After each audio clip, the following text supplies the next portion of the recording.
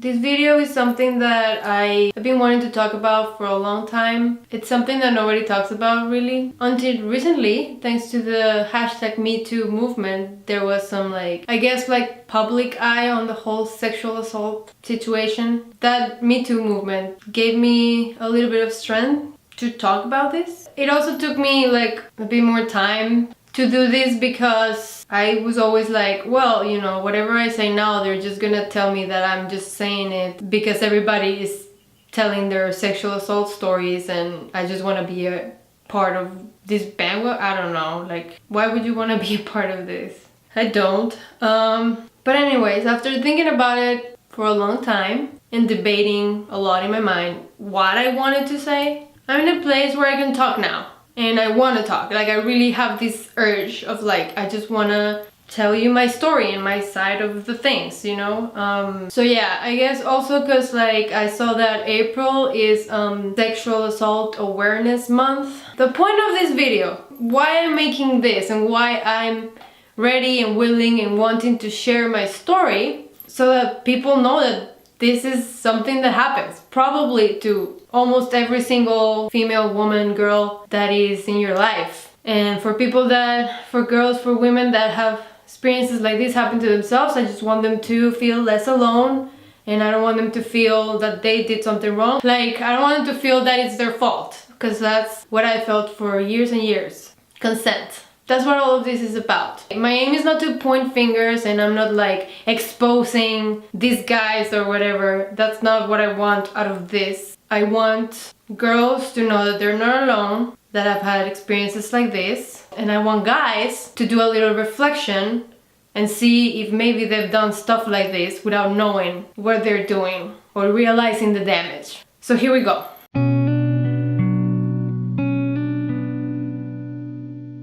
This happened in college, and this happened around, I guess it was 2013 or 2014. So at this time I had a boyfriend. I was with my boyfriend that he lived in Switzerland. It was a long distance relationship, but a very real one. You know, we were boyfriend and girlfriend. We would Skype every night, and I visit him in Switzerland, he visits me in Mexico. It was a serious, real thing. At some point when he was over there and I was here, a friend of mine, I had looked up to him. He was a friend, one of the first guys that I met when I started when I started college, and he was starting the same thing as I was. So he kind of showed me the ways and you know, introduced me to the people that you needed to know. He was, you know, he was sort of a big brother, kind of I was the little sister, but also best friend situation. We were friends for years before this happened. The thing was I really considered him a really good friend, and I trusted him, and all of this took me by surprise. So this night he asked me to go with him to this Christmas party that was it's called posadas that we do in Mexico. We do Christmas parties with your friends for work, and then a Christmas party with your best friends from childhood, and another Christmas party with your friends from the yoga class. You know, it's a thing that happens. So he had a Christmas party with his friends from high school. It's group of friends, guys and girls from high school, and they were doing sort of fancy nights. We went to this house, and it was a house party, but they had tables, fancy tables, and we were dressed all nice. You know, they had the music and everything, and all of them, they were childhood friends. So he invited me to be his date, but I was alright, but I have a boyfriend, so we're going as friends. Yes, of course, okay. I saw no problem with that. I was yeah, okay. We're drinking and having fun and dancing, and he was introducing me to his friends, and I was having honestly a really great time. And then whatever, I needed to pee, right? So I had already some drinks in me, but I wasn't white girl waste or anything. I was just chill, you know, party mode. Guy, my friend, was it's okay, I can take you to the bathroom that is in the upstairs, in the room upstairs. I'll take you to that one. You don't have to wait for these girls. So I was you know what? Yes, because I am literally peeing my pants right now. He showed me the way. He goes into this bedroom, and then inside the bedroom there's a bathroom, and he was okay, you can go to this bathroom. I was okay, great, perfect. So I run into the bathroom, and I'm yes, and I'm peeing, and then I get out of the bathroom all relieved and I'm like ready to keep partying, and he's like sitting on the bed and I'm like, okay, let's go. And he was like, no, but come here, like let's talk. And I was like, what do you mean? So I like sit on the bed with him and I'm like, talk about what? Like I was like, does he need to like talk? You know, I'm here for him, you know? He started telling me like, you know, I've always thought you were super beautiful. I don't know, some words of like, you know, I always thought that you and me, blah, blah, blah. And I was like, oh, you know, haha, but no, you know, we're just friends. And then he like literally just got on top of me and like started to kind of like kiss me and shit. And I was like, whoa, like what is happening? He was drunk too, but like not wasted at all. He was just drunk. He was just like getting on me, like trying to make out with me. And I was like telling him no. I was clearly like, no, like, you know, I have a boyfriend. I'll have a boyfriend. I was like, remember my boyfriend from Switzerland? And he was like, he's on the other side of the world, literally. It doesn't matter. He will never know. Like, let's just do this, blah, blah, blah. And I was like, are you kidding me? Like, he was telling me that my boyfriend didn't matter just because he was living on the other side of the planet. I don't know what drove him to do this, and I was very shocked. Like, I remember being in that moment and having him on top of me and me saying no repeatedly and him still trying to kiss me and trying to make out. And in my mind I was like, oh my god, is he gonna rape me? Like, is this gonna happen? Like, is this, like, I've heard, you know, that this happens, but like I would have never thought that it would happen coming from him, like just because that I trusted him and like I thought he was like my big brother and stuff like that. So it was like very like heartbreaking and also shocking, and I kind of like freaked out. Something broke in my mind and I was like, this is not happening, this cannot happen, like this is like, no, I refuse to be here in this situation. I refuse this. So I remember vividly just like pushing him off of me and being like no, and like I remember standing up and running towards the door of this bedroom, and as I tried to open the door I noticed that he had locked it. When we came into this room for me to go to the bathroom, the door was wide open. This guy, while I was in the bathroom, locked it, like closed the door and locked it because he was already planning on, you know, doing this thing to me. That also like freaked me out because I was like, this is not something like, you know, oh, he was too drunk and spurt of the moment, whatever. Like, no, it was like something premeditated. That just like all of that just broke my heart.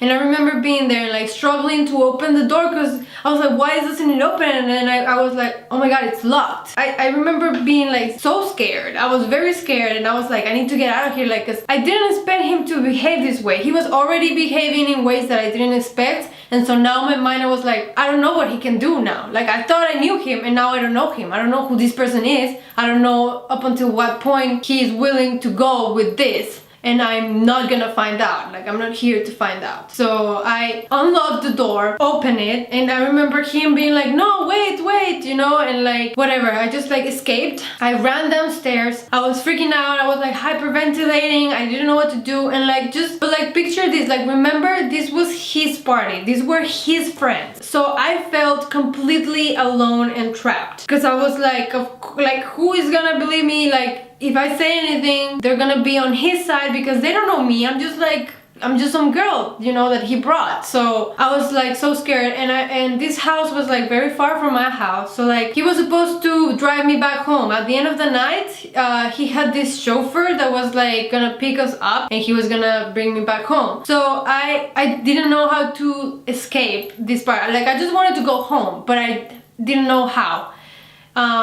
I don't know, I didn't think of calling my mom to pick me up because also like I didn't know how to react. I was still sort of like in shock because I couldn't believe this had happened with this guy. Like, it's like very unbelievable. Instantly was kind of like playing everything. My mom was like, did I like do something to make him act this way? Did I like, was it wrong of me to accept to come to this date with him? Like, was that something that I shouldn't have done and that's why he was expecting this from me? Like, I didn't know, I didn't understand. So the party was going on in the backyard of this house, and like the backyard through this hallway, side hallway, connected to the garage, you know, where the cars park, but there were no cars here. I just ran out of there and like I ran into the garage and I saw that like nobody was there, so I curled up in a ball in the floor and just like sat there and was kind of like sort of like freaking out, and like you know, it was it was weird. I don't remember if I cried. I think I was crying and like freaking out. If not, I was just like freaking out a lot. And I remember these girls appeared out of nowhere. I guess they followed me. They were like in the line of the bathroom and they saw me like run away and they followed me. And honestly, man, like these girls saved me. Like these girls, I don't remember their names or who they were because I was just like, you know, here freaking out in my head. But I remember them coming to me and being like, what happened? Are you okay? Like, are you like, what is going on? Are you okay? And at this point, my friend had like was following me, trying to like calm me down. And you know, I was like, no, like I was just like, he would like come near me and I would be like, don't touch me, like don't, like go away, like I don't want,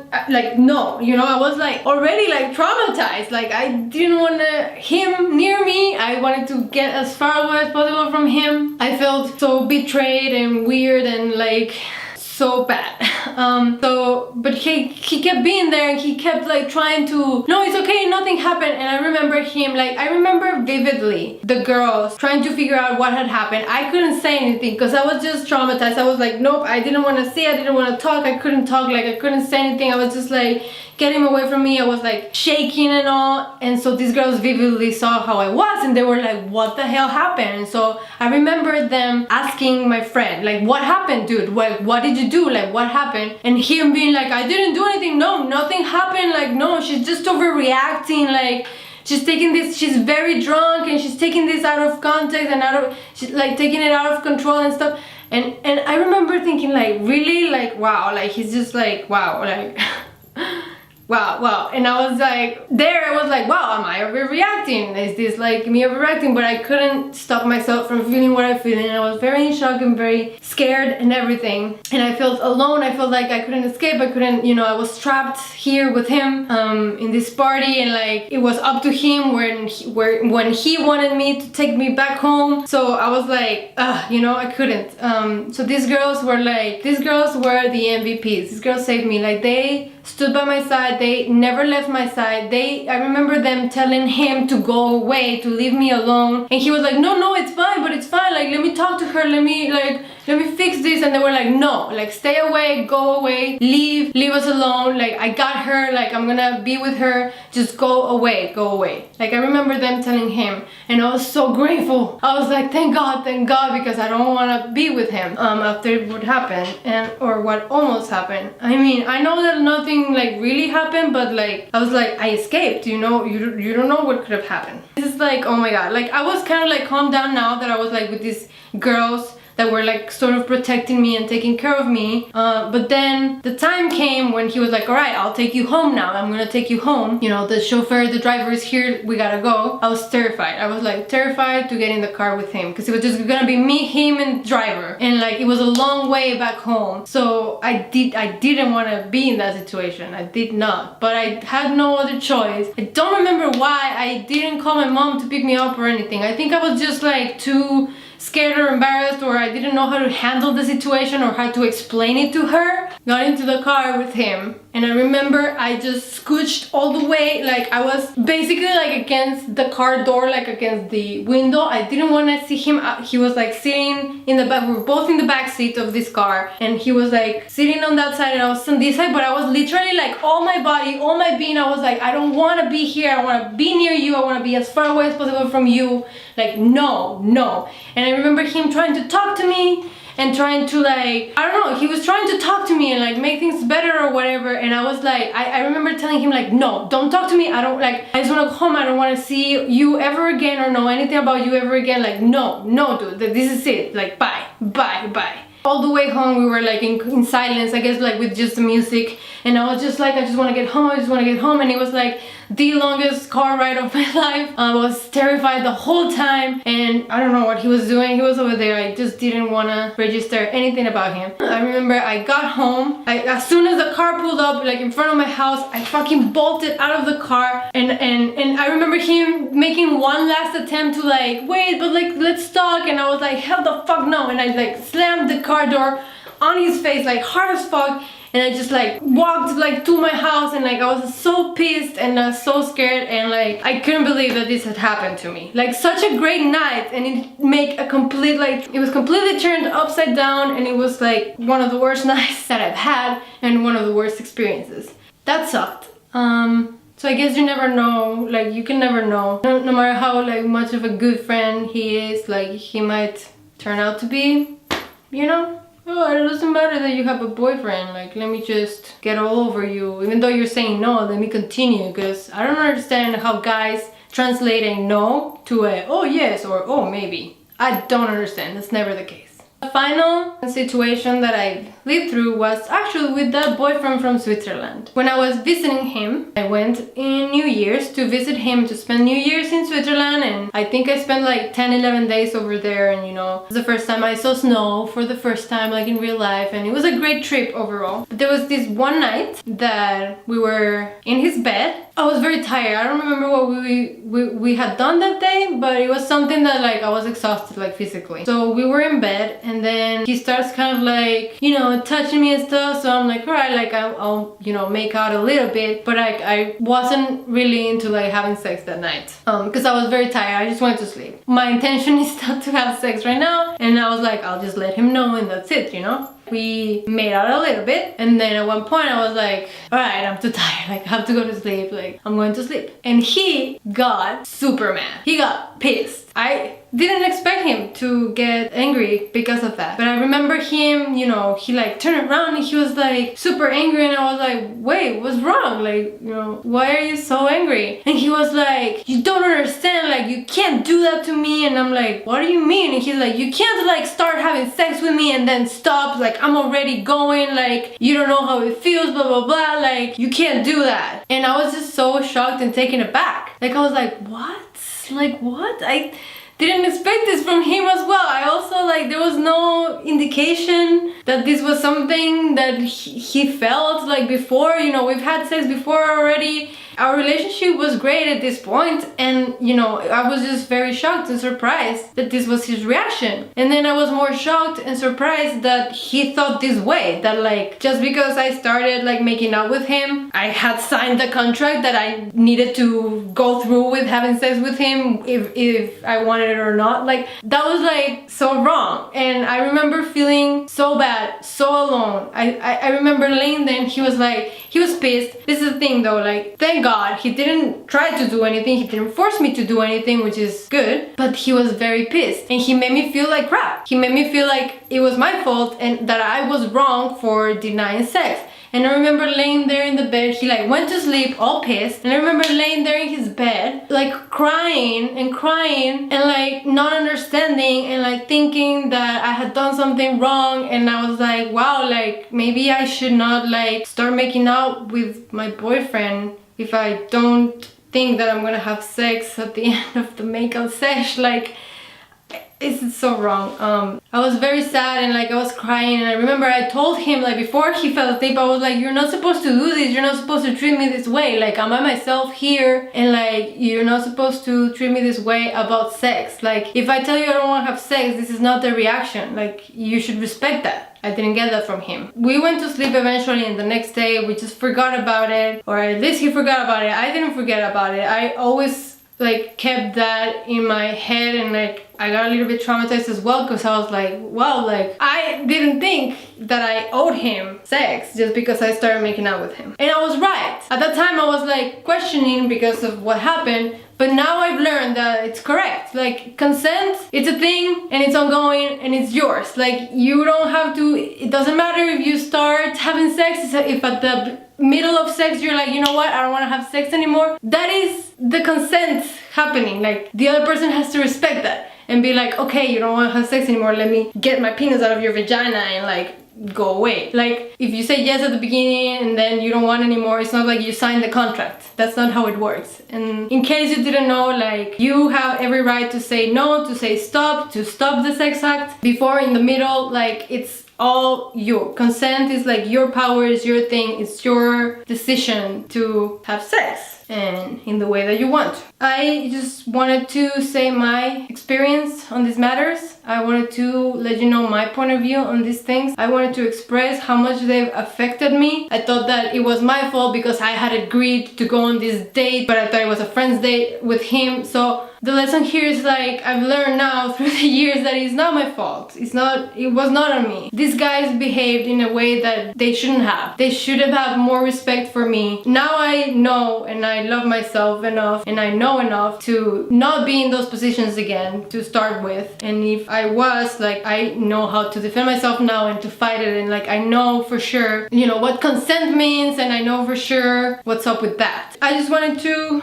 share this with you in case anybody needed this to feel less alone, or in case any guys needed this to open their eyes, or I just want people to do a little reflection, you know. It's okay to be wrong, you know. If you're a guy and you're like, oh my god, maybe I did this thing that I shouldn't have, that's a good thing that you're being aware and making yourself aware of this, okay? That's better than like living in denial and going through life and thinking that it's okay to like grind on a girl even though she says no several times and keep on like grinding her in the club. Like, that's not okay. Like, when we say no, it means no. It means go away. I don't want your penis inside of me or near me or anything. Like, I don't want to touch you. I don't want to be here with you. No means no. And I don't know how that is a problem with guys. So so yeah, that's my story or whatever. I'm gonna finish the video here, so I don't want to talk about this anymore, but I needed to get it out and I feel much better, and it's gonna be out there, and you do what you want with this information. I hope that this information